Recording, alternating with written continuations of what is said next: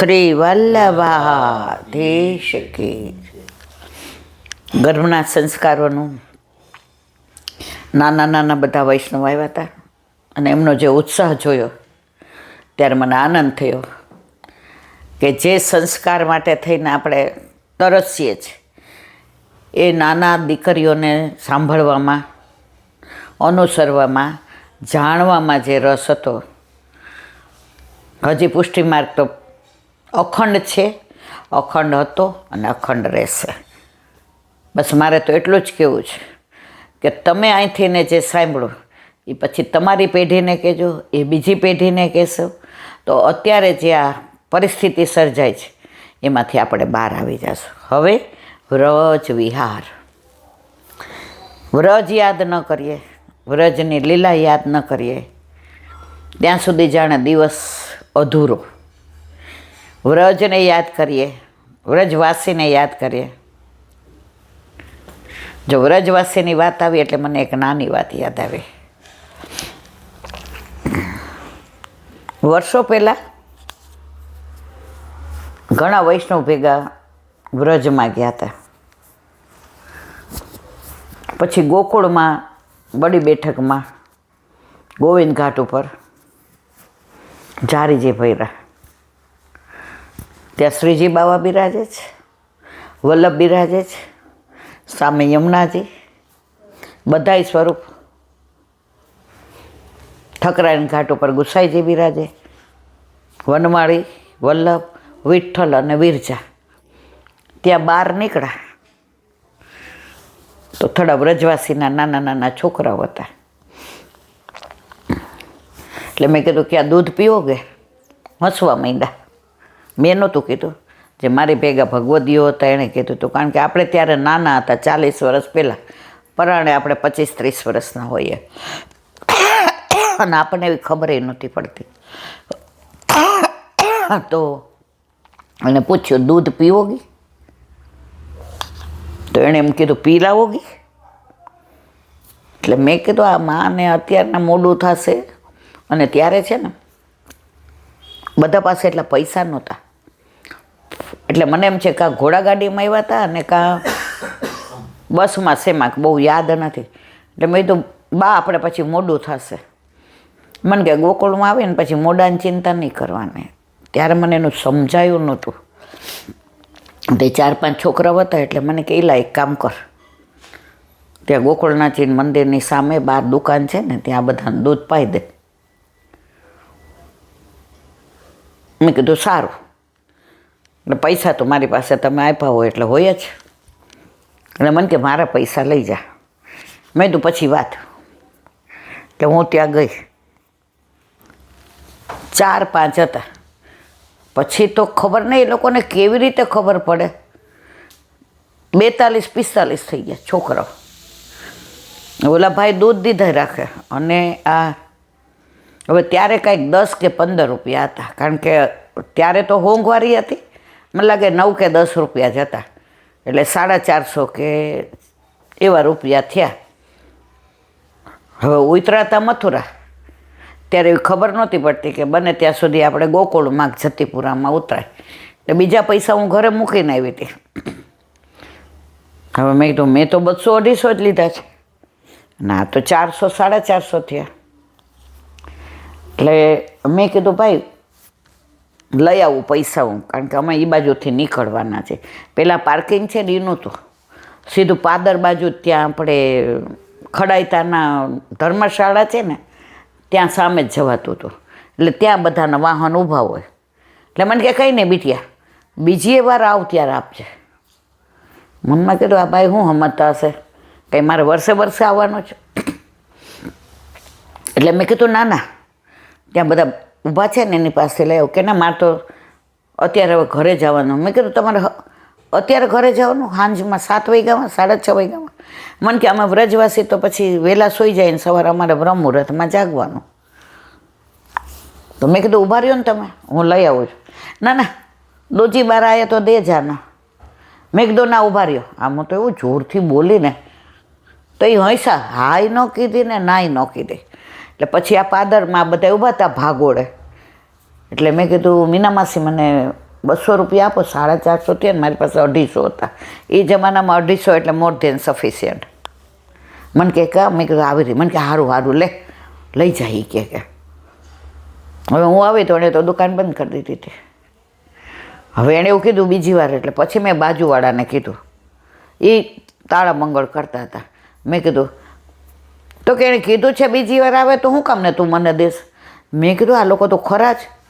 મનમાં ખરેખર એવું થયું કે ભાઈ મારે તો નાના છોકરા છે, નોકરી કરું છું, ટ્યુશન કરું, ટાઈપ ક્લાસમાં જાઉં, હાફ ટાઈમ નોકરી કરવા, મને ક્યાં ટાઈમ મળવાનો હું આવવાની. પછી મેં કીધું કાંઈ નહીં, આ મીના માસીને કહીશ કે તમે બીજી વાર આવો તો આ દૂધવાળાને પૈસા આપી દેજો. એટલે પછી મેં વાત કરી તો મીના માસી કે કાંઈ વાંધો નહીં, અમે તો વર્ષમાં 1-2 વાર આવીએ છીએ, દઈ દેશું, ચિંતા કરમાય કે. પણ એણે કીધું છે વ્રજવાસી એટલે તું આવીશ ખરી. મેં કીધું ન ભૂતો ન ભવિષ્યતે. મારે અત્યારે હું 4 દિવસ નીકળી છું, મારું મન જાણે છે. કારણ કે મેં તો મારા છોકરાઓ હાવ નાના, આ તો એના પપ્પાએ મેં કીધું શનિ રવિ પ્રેસ કે હું ધ્યાન રાખીશ છોકરાઓને, એટલે હું મેં કીધું નીકળી ના શકું. વ્રજવાસીએ કીધું તું આવ ત્યારે લઈ આવજે. 15-20 દિવસ પછી લીલી પરિક્રમામાં મારા કઝીને પાટલો રાખ્યો. હવે એની જે સગી બેન હતી એ સાસરેથી નીકળી શકે એમ નથી, એને કંઈક પરિસ્થિતિ એવી હતી.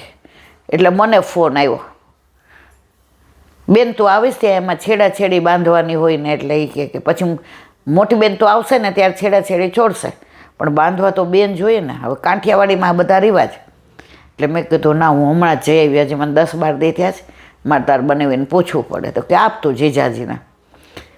તો તમે કીધું આ ભલે ને આવતી 4 દી હોય તો હું વાંચ્યું. મેં કીધું અલા પૈસાનું ને બધું તો જુઓ. હવે ત્યારે આપણે પૈસાની કેટલી તકલીફ હતી આપણે 2 જાણતા હતા. મને કે હવે કહે છે જય ને, મને ઓલા યાદ આવ્યા વ્રજવાસી કે એણે કીધું તું ફિર આયો તો દે જાના. મનમાં થતું તો હું તો 10 વર્ષે નહીં આવું, કારણ કે મને ખબર હતી મારી પરિસ્થિતિ કેવી છે, ઉંમર રાની છે, મારા છોકરાઓનું બધું મારા ઉપર છે, નોકરી હોય, ટ્યુશન કરવા જવાનું હોય, હું કેવી રીતે જાઉં. પ્રભુએ એવું ગોઠવી દીધું મહારાણી માએ કે 13મા દિવસે હું ગોકુળમાં હતી. ઓલા ભાઈને દેવા ગઈ. મેં તમે તો ખરા જ. મને કે મેં લઈ લીધા હોત, રાહ જોઈ હોત તો તું આવત ફરી વાર. એ લોકો તું જ કે. આપણને આમ દંડવત કરવાનું મન થઈ ગયું. મેં એને વંદન કર્યા. મેં કીધું એટલે જ ઠાકોરજી કહે છે વલ્લભ વ્રજવાસી મેરે જીવન પ્રાણ. વલ્લભ વ્રજવાસી મેરે જીવન પ્રાણ, વાકો કદી ન વિસારું મોહે નંદ બાવા ક્યાણ.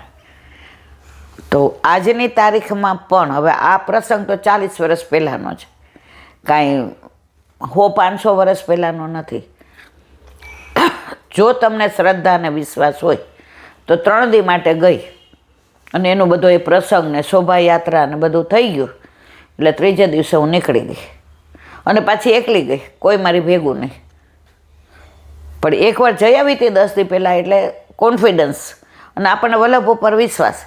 અને નાનપણથી એવું શીખવાડવામાં આવ્યું હતું કે અન્યાશ્રય નહીં કરવાનો. એટલે મહારાણીમાં વલ્લભ, ગિરિરાજ બાવા, યમુનાજીનું પાન કર્યું ગોકુળમાં, ગિરિરાજ બાવાને ચાલીને પરિક્રમા કરી અને વલ્લભના બેઠકજી બધે જઈ આવ્યા. અને 3જે દિવસે રાત્રે, અને પહેલાં છે ને ઓલી ગાડી હતી, રાતના તમને સર્વોદય 2-2:30 વાગે ઉતારે, એટલે તમારે સ્ટેશન ઉપર જ બેસી રહેવું પડે. અને પહેલાં આટલી વસ્તી નહોતી અને આવતા એવી હતી. પણ જેને વિઠ્ઠલ નાથ વિચારે રે તેને પ્રગટ પદાર્થ ચારે. તો ઘડી ઘડી આપણો વલ્લભ, આપણો વિઠ્ઠલ, આપણા વિરજા, આપણા વનમાળી આપણું ધ્યાન રાખે છે. ઝારીજીનો પ્રસંગ કહી દીધો. હા, એ કહી દીધો છે. નહીંતર પાછું મને ઝારીજી યાદ આવ્યા. મેં તો એ ઠાકોરજી કેટલા 15 દિવસમાં પાછા બોલાવ્યા હતા ને, 5 દિવસમાં. એ અહીં કીધો છે, પણ હવે તમે યાદ કર્યું એટલે અનુસંધાન કહી દીધો છે. હવે આપણે જતીપુરા, ગોપાલપુરા, ચૈતન્ય સંપ્રદાયના માધવેન્દ્ર યતિ વ્રજમાં હતા. તેમણે થોડો સમય શ્રીનાથજીની સેવા પણ કરેલી. ચૈતન્ય સંપ્રદાયના એમણે થોડો સમય શ્રીજી બાવાની સેવા કરેલી. વ્રજવાસીઓ તેમને જતી બાબા કહેતા, કારણ કે યતિ હતા ને એટલે યતિ બાબા કહેતા. એના ઉપરથી ગામનું નામ પડ્યું જતીપુરા.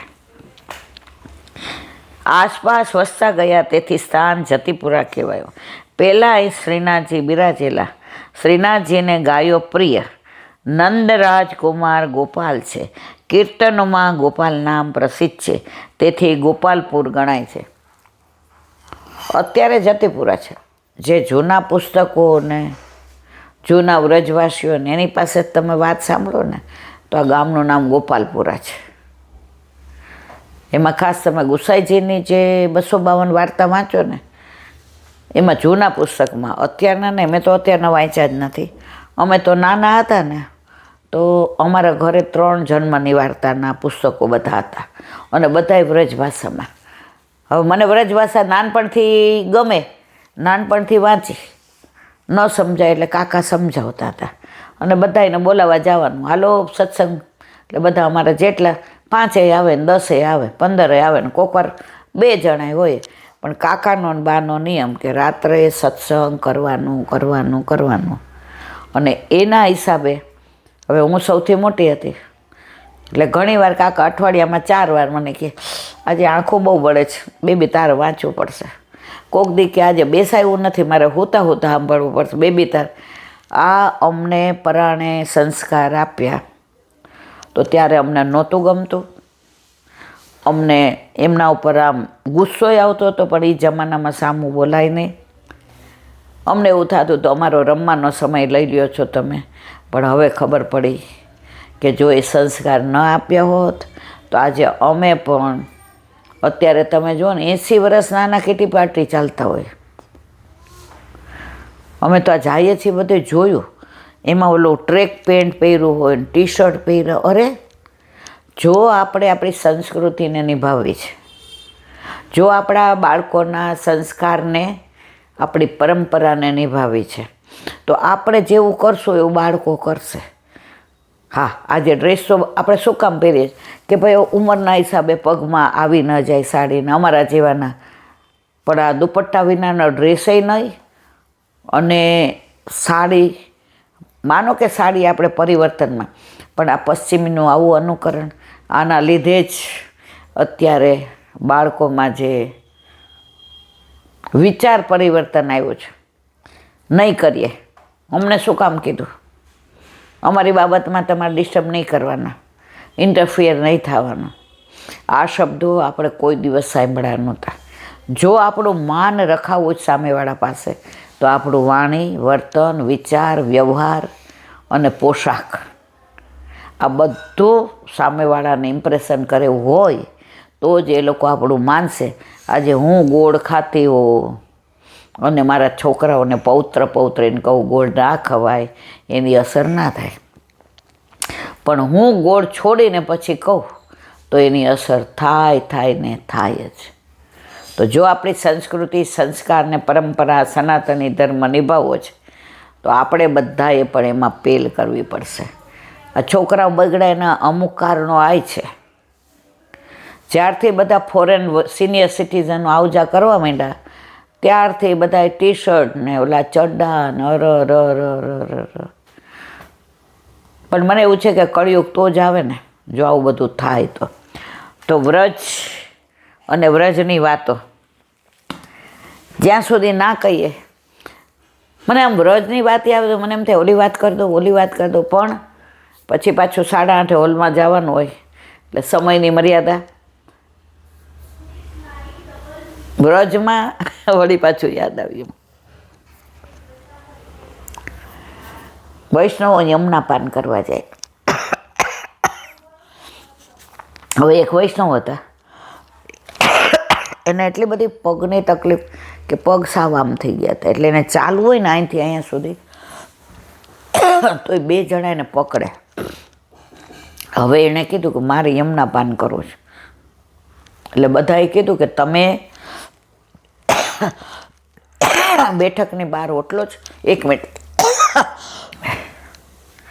તો કે ના મારે યમુના પાન કરવું છે. તો બધાએ કીધું કે તમને બેઠક સુધી તો અમે ખુરશીમાં બેસાડી અને 4 જણા ગાડીમાંથી ને ત્યાં લઈ જશું, પણ યમુનાજી બહુ દૂર ગયા છે, કારણ કે હમણાં અમે 15 દી પહેલાં આવ્યા હતા તો યમુનાજી તો પગથિયાથી નીચે, એટલે અમે તમને એક ગ્લાસમાં કે દૂનામાં લઈ આવી દઈએ તમે યમુના પાનમાં. એટલે એ બેનને આમ દુઃખ થયું, રડવું આવી ગયું. એ કે એવી રીતે કરવું હોય તો હું ઘરે યમુના પાન તમે લઈ આવો તો ના કરી શકું. મારે મારા હાથે આમ એ કે અંજલિ ભરી અને યમુના પાન કરવું છે. તો કે તમારા પગ જુઓ, ડૉક્ટરે કીધું છે કે તમે સ્ટીરોઇડ લ્યો તો હવે આમાં ફેર નહીં પડે.